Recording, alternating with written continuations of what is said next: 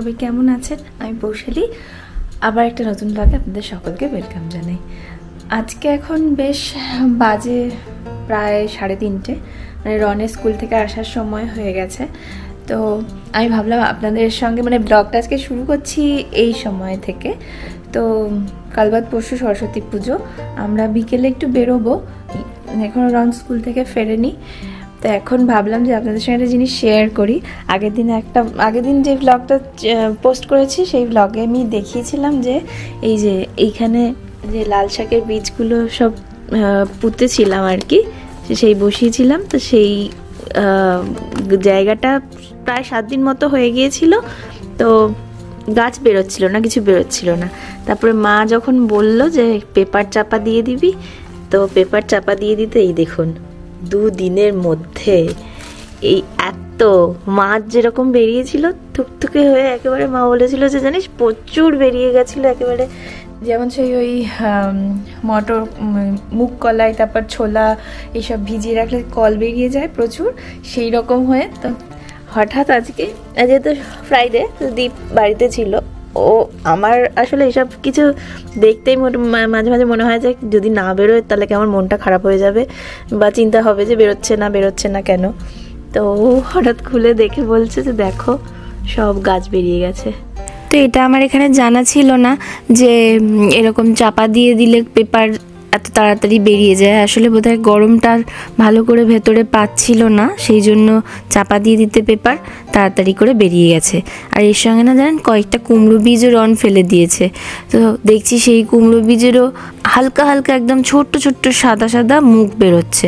তো যাই হোক, এইটুকু পটে আর কতটা বড় হবে সেটা বুঝতে পারছি না, যতটুকুই হোক মানে এই যে বেরিয়েছে তার মানে মোটামুটি বড় জায়গা দিলে এগুলো ভালো করেই বের করানো যাবে।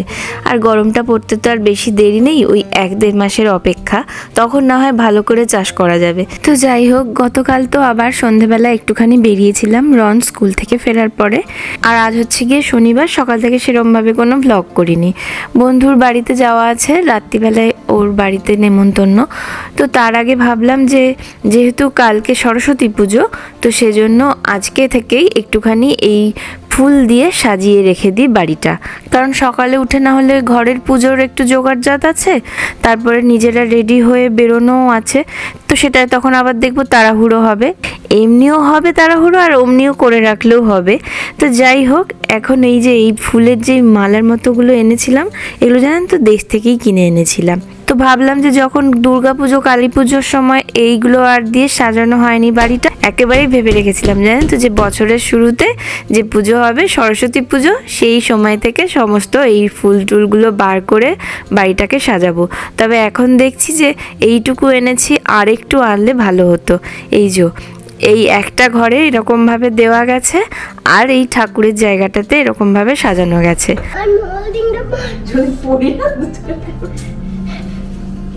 আর একটু বেশি বাসা আনলে তখন আর একটা রুমের ওই চৌকাঠের উপরটাতে দেওয়া যেত, আর একদম বাইরে যেটা মেন দরজা সেখানটাতেও একটু দিয়ে সাজানো যেত সুন্দর করে। তো যাই হোক, এখন যতটুকু আছে ততটুকু দিয়ে এইরকম করে সাজালাম। আর আমাকে রন তো ছাড়বে না, সে তো বলছে মামা আমাকেও ধরো, আমিও একটুখানি এরকম করে সাজিয়ে দেবো। তো তাই জন্য ওকে কোলে তুলে ধরলাম, তাতে ওরও মনটা রাখা হলো আর কি। তো যাই হোক, এবার রেডি হয়ে বেরোবো। ওই নিচেই একদম আমার বন্ধুর বাড়িতে নেমন্তন্ন আছে, তারপরে গিয়ে সকালে উঠে আবার রেডি হব। Good morning. আজকে এখন সকাল হয়ে গেছে, গতকাল রাতে তো সব কিছু সাজিয়ে রাখছিলাম, আর তারপরে গিয়ে বলছিলাম যে আমার এই বন্ধুর বাড়িতে একটা নেমন্তন্ন আছে, তো এসেছিলাম, তো রাত্রিবেলায় ফিরে গিয়েছিলাম। আজকে এখন সকাল সকাল মোটামুটি ওই বাজে 9টার মতো। তো এখন একটু নিচে নামছি, ঘরের জল শেষ হয়ে গেছে, তো জল নেব, নিয়ে তারপরে গিয়ে সমস্ত পুজোর জোগাড়জাত করব, নিয়ে তারপরে রেডি হয়ে আর বেরোবো যেখানে আজকে আমাদের যাওয়া। আজকে ওই যেখানে দুর্গাপুজোর সময় গিয়েছিলাম, তো ওখানে সরস্বতী পুজোয় যাবো এবার।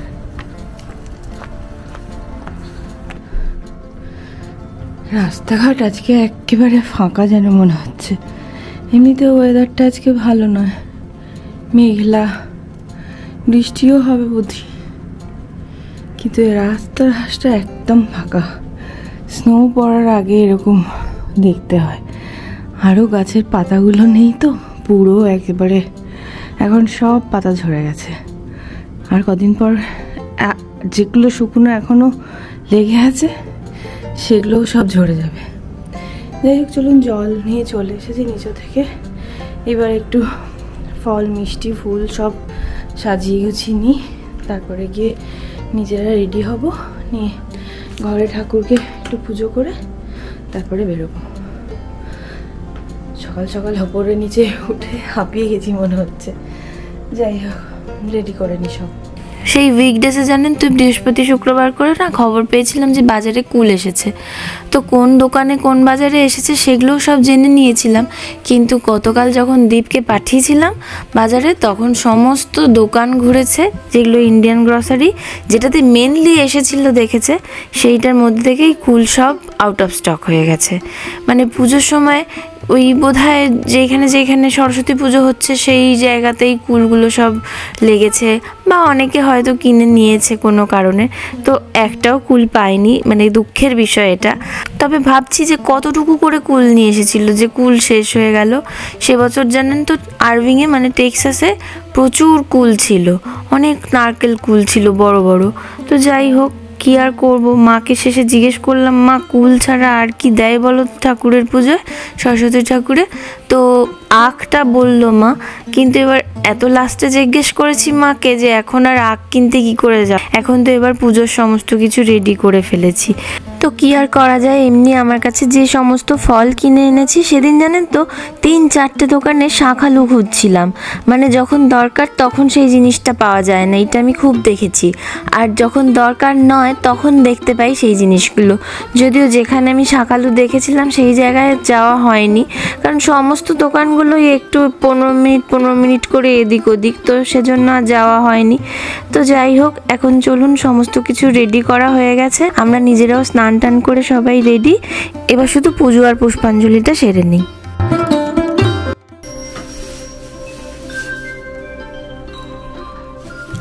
আর এই যে ফুলের প্যাকেটটা দেখছেন, এই গাঁদা ফুলগুলো কিনে এনেছে। তো সে দোকানে ভালো ফুলও ছিল না, মোটামুটি ওই কালো কালো হয়ে গেছে, তার মধ্যে থেকে বেছে বুঝে তাও আবার $7 দাম নিয়েছে।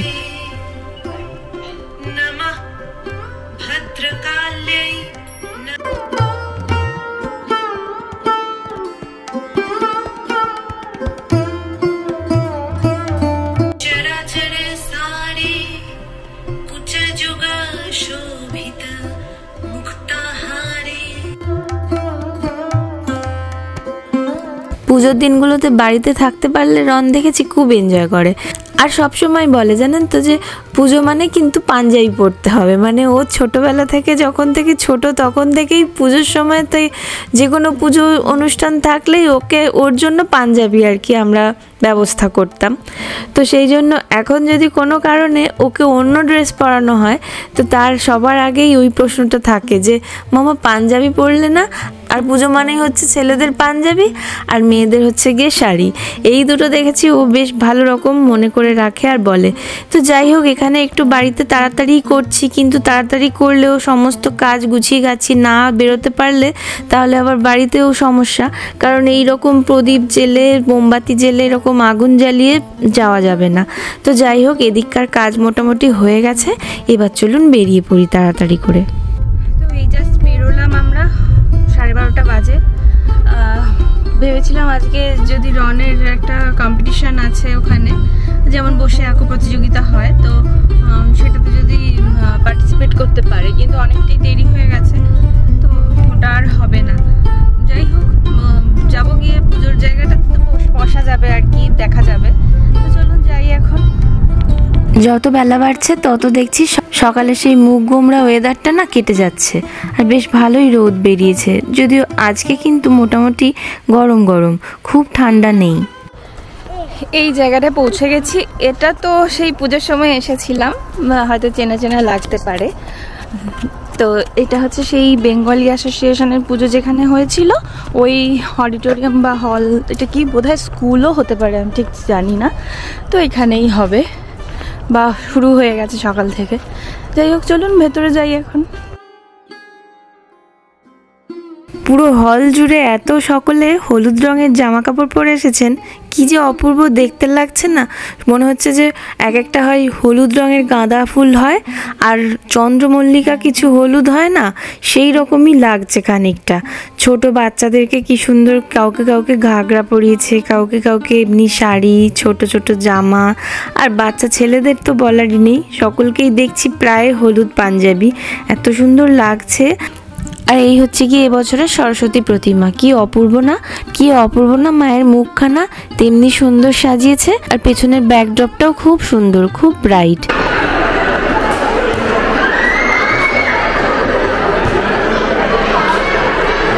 আর ছেলের বাবাদেরও সকলকে দেখছি হলুদ পাঞ্জাবিতে, অসম্ভব সুন্দর লাগছে। তো যাই হোক, এইখানেই পুজো, পুষ্পাঞ্জলি সমস্ত কিছু।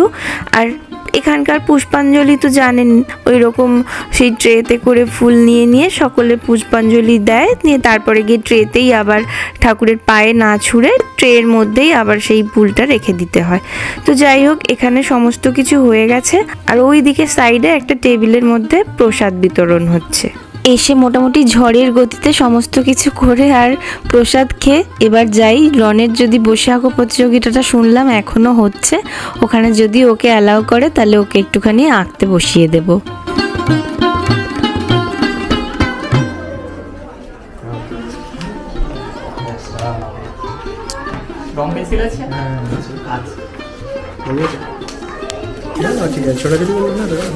না না, ওইটা ব্যাগের মধ্যে। সকাল 10:30 থেকে শুরু হয়েছে, ওই দুপুর 2টো পর্যন্ত হবে। মোটামুটি হাতে এখনও 15 থেকে 20 মিনিট সময় পাবে বললেন। তো তার মধ্যে ও যতটুকু পারবে কমপ্লিট করে চলে আসতে হবে ওকে। সে যাই হোক, পার্টিসিপেট করাটা নিয়েই কথা আর কি, কারণ ও এরকমভাবে কোনো কিছুতে এখনও পর্যন্ত পার্টিসিপেট করেনি, তো জানে না যে কীরকম এই জিনিসগুলো হয়। এখানেই আজকে বসে আঁকো প্রতিযোগিতাটাই একটা মাত্র প্রতিযোগিতা, বাকি আছে আরও কালচারাল প্রোগ্রাম, সেটা ওই দুপুরে খাওয়া দাওয়ার পরে তারপরে গিয়ে শুরু হবে। রন হচ্ছে মাঝের এজ গ্রুপটাতে, 5 থেকে 8 বছর বয়স অবধি, যেটা এই যে ছেলে একেবারে খুব হাত চালিয়ে তাড়াতাড়ি মোটামুটি এতটুকু রং করেছে। এখন জাস্ট খেতে বসেছি। রনের ড্রয়িং কম্পিটিশনের এই যে এসেছি, খেতে বসে। এখানে এক আধটা এরকম পুজো আজা প্রোগ্রাম হলে তবে গিয়ে বোঝা যায় যে সত্যি আমেরিকাতে বাঙালির সংখ্যা কত। কারণ প্রতিটা রাজ্যেই তো এরকম ধরুন দুর্গা পুজো, লক্ষ্মী পুজো, সরস্বতী পুজো, দিওয়ালির সময় আবার প্রচুর মানে দেশীয় মানুষকে একসঙ্গে একত্রিত হতে দেখা যায়। এইরকম বাঙালির পুজো মানে সরস্বতী পুজো ধরুন, দুর্গা পুজো, তো সেখানে প্রচুর বাঙালিদের একসঙ্গে দেখতে পাওয়া যায়। তো যাই হোক, আজকে আমাদের লাঞ্চের মেনুতে দিয়েছে হচ্ছে গিয়ে খিচুড়ি, লাবড়া, গোলাপ জামুন, আর বাচ্চাদের জন্য ওদিকে ব্যবস্থা করা ছিল চিজ পিজা, ফ্রুট জুস আর চিপস।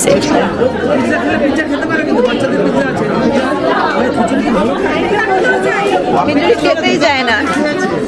হ্যাঁ, আমাদের আরও একটা ছিল হচ্ছে গিয়ে বেগুনি।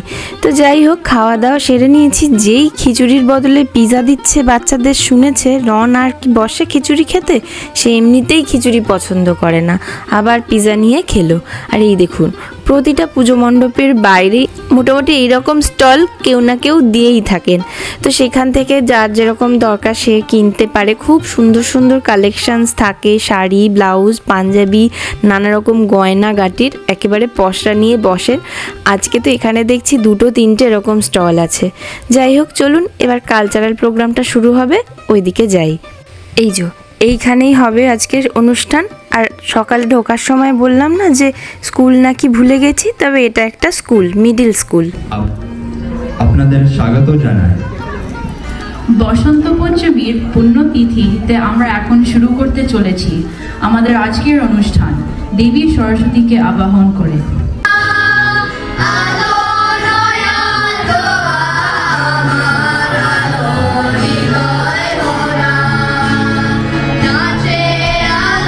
বাচ্চাদেরকে এই সমস্ত কিছু পারফর্ম করানোর জন্য বড়দেরও প্রায় 1 থেকে 2 মাস সময় লেগেছে সমস্ত বাচ্চাকে এরকম সুন্দর করে গান, নাচ, আবৃত্তি সব কিছু শেখানোর জন্য।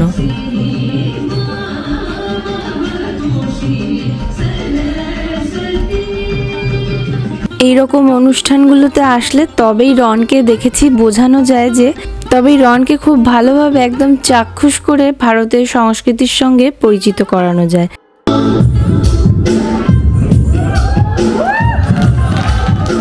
নাহলে তো বসে বসে বুঝতে পারে না বাড়িতে, এগুলো সামনে সকলকে পারফর্ম করতে দেখে তখন ও বুঝতে পারে আরও যে হ্যাঁ সত্যি কীরকমভাবে করতে হয় স্টেজে পারফর্ম, তখন ওরও খুব ভালো লাগে। কি অপূর্ব দেখেছেন, কি পুচকি বাচ্চা, কি মিষ্টি, কি সুন্দর নাচছে, অপূর্ব।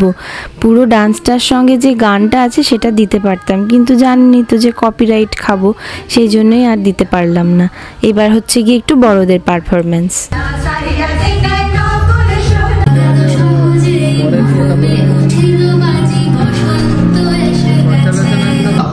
দেখো এই শেষবারের মতো বলে দিচ্ছি, ফের যদি কোনোদিন আমার বাপের বাড়ির নামে অন্য দোষ দিয়েছো, আমি ওই কড়ি কাটে ঝুলবো।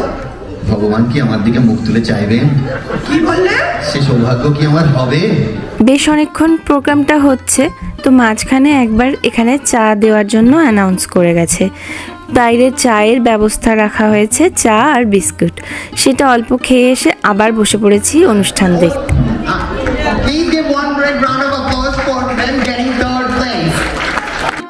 এটি ছিল একটা শ্রুতি নাট্য, এছাড়াও আরও অনেক নাচ গান আবৃত্তি সমস্ত কিছু ছিল, কিন্তু তার মধ্যে আমি খুব কম করেই রেকর্ড করেছি, কারণ অত তো রেকর্ড করা সম্ভব নয়, আর কিছু কিছু কপিরাইট দেবে।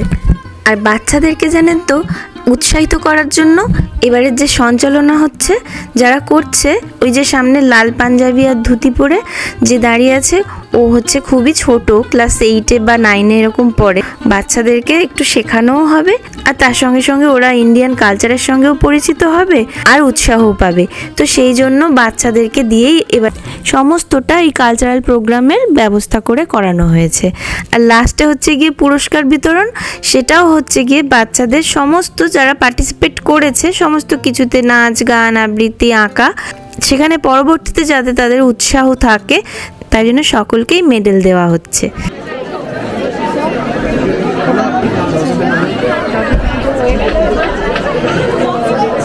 খুব খুশি যে একটা মেডেল পেয়েছে অ্যাটলিস্ট পার্টিসিপেট করার জন্য।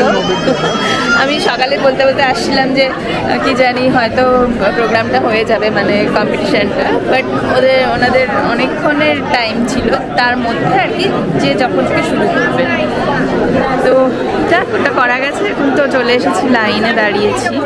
এই যে এটা হচ্ছে গিয়ে স্কুলের ক্যাফেটেরিয়াটা, এইখানেই সমস্ত দুপুরের লাঞ্চের ব্যবস্থা ছিল, আর এখন রাত্রিবেলার ডিনারটাও এখানে প্যাকেটে করে দিয়ে দেওয়া হচ্ছে। যার মনে হবে সে প্যাকেট শুদ্ধ বাড়ি নিয়ে চলে যেতে পারেন, আবার কারোর যদি মনে হয় সে এখান থেকে খেয়েও যেতে পারে। সোনার মেডেলটা দেখা দেখি বলছে, ঘুমও পেয়ে গেছে মা গো। এই জাস্ট ফিরলাম বাড়িতে, একেবারে ওকে তো খাবারের লাইনে দাঁড়িয়েছিলাম, তো খাবার টাবার নিয়ে আর ফিরে গেছি। খাবার এখানে আজকে বেশ ভালোই খাবার দিয়েছে, সবই তো মানে মোটামুটি নিরামিষ। তো নিরামিষের মধ্যে ফ্রাইড রাইস, পুরি মানে লুচি, ছোলার ডাল, আর একটা কি পনিরের তরকারি বুঝি, মিষ্টি, সন্দেশ, আসলে ইয়ে করা আছে না, উপরে উপরে দেওয়া আছে না, এই যে লুচি, মিষ্টি, রাইস, ডাল, পনির, চাটনি, বাঁধাকপির তরকারি, হ্যাঁ এই সমস্ত কিছু দিয়েছে। তো যাই হোক, চলুন তাহলে আজকের মতো ব্লগটা এখানে শেষ করি, কারণ এখন খাওয়া দাওয়া করবো, ফ্রেশ হয়ে নিয়ে আবার দেখা হবে নতুন কোনো ব্লগে। ততক্ষণ সকলে খুব খুব ভালো থাকবেন, সুস্থ থাকবেন এবং সাবধানে থাকবেন, আর আশা করি আপনাদের সকলেরই সরস্বতী পুজো খুব ভালো কাটলো। আর ব্লগটা ভালো লাগলে কিন্তু অবশ্যই লাইক, শেয়ার আর সাবস্ক্রাইব করতে ভুলবেন না যেন, চ্যানেলটা এবং ফেসবুক থেকে যারা দেখছেন তাদের জন্য পেজটা। Thank you so much for watching.